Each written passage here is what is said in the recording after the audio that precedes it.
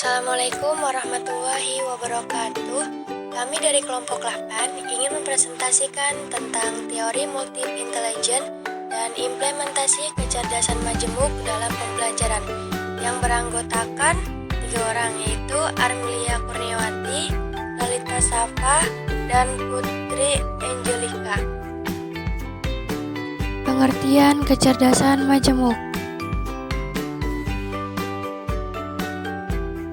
Teori kecerdasan majemuk adalah validasi tertinggi gagasan bahwa perbedaan individu adalah penting. Pemakaiannya dalam pendidikan sangat tergantung pada pengenalan, pengakuan, dan penghargaan terhadap setiap atau berbagai cara siswa belajar. Di samping pengenalan, pengakuan, dan penghargaan terhadap setiap minat masing-masing siswa, teori kecerdasan majemuk bukan hanya mengakui perbedaan individual ini untuk tujuan-tujuan praktis serta pengajaran dan penilaian, tetapi juga menganggap serta menerimanya sebagai sesuatu yang normal, wajar, bahkan menarik dan sangat berharga. Teori ini juga meliputi 8 kecerdasan, yaitu linguistik, matematis, visual, musikal, kinestetik, interpersonal, intrapersonal, dan naturalis. Lalu ada jenis-jenis kecerdasan majemuk.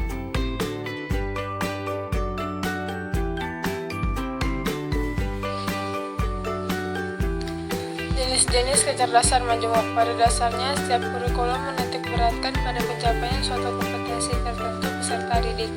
Kemudian, Gardner dengan bukunya yang berjudul Frames of Mind, The Theory of Multiple Intelligence, sebagaimana dikutip Paul Suparno, membagi kecerdasan manusia dalam 7 kategori, dan kemudian berkembang menjadi 10 kategori, yaitu yang pertama, kecerdasan bahasa, yang kedua, kecerdasan matematika, yang ketiga, kecerdasan ruang visual, yang keempat, kecerdasan gerak badani, yang kelima, kecerdasan musikal, yang keenam, kecerdasan interpersonal, yang ketujuh, kecerdasan intrapersonal, yang kedelapan, kecerdasan lingkungan atau natural, yang kedelapan, kecerdasan eksistensial, dan yang terakhir, kecerdasan spiritual.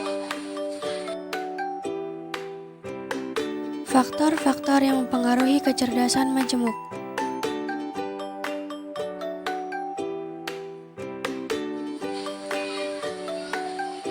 Faktor-faktor yang mempengaruhi kecerdasan majemuk. Ada 3 faktor penting yang berkaitan dengan apakah kecerdasan dapat berkembang atau tidak, yaitu yang pertama, faktor biologis, yang kedua, faktor hidup pribadi, dan yang terakhir, faktor latar belakang kultural dan historis.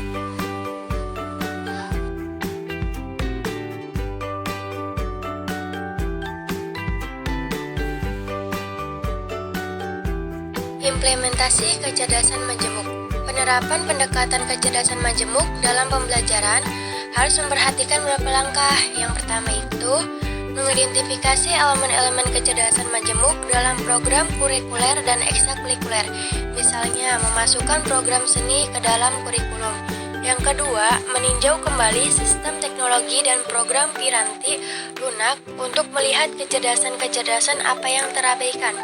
Yang ketiga, para guru merenungkan kembali peserta didik, kemudian memutuskan untuk secara sukarela bekerja sama dengan rekan-rekan yang lain. Keempat, proses pembelajaran dengan tanggung jawab tentu bisa dipilih sebagai metode pembelajaran. Yang kelima, diskusi dengan orang tua siswa dan anggota masyarakat sehingga dapat membuka kesempatan-kesempatan magang bagi para siswa.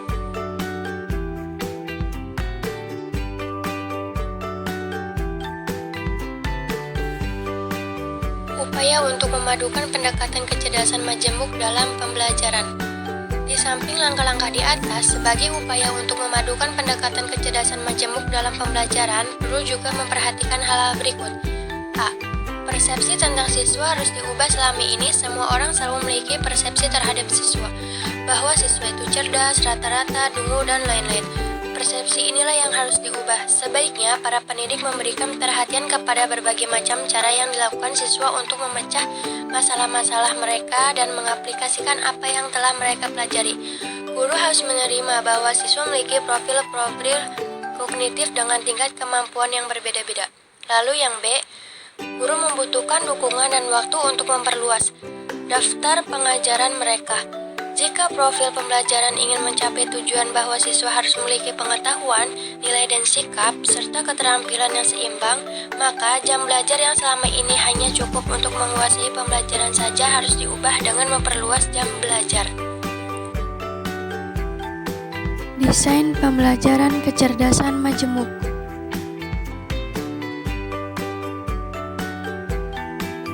Desain pembelajaran kecerdasan majemuk. Sebelum memulai mengajar, guru perlu mempersiapkan lebih dahulu bagaimana ia akan mengajar dengan teori kecerdasan majemuk. Dalam persiapan itu, guru akan meneliti kemungkinan bentuk intelijensi majemuk yang dapat digunakan suatu topik dalam bidang yang ingin diajarkan. Pertama, terfokus pada topik tertentu.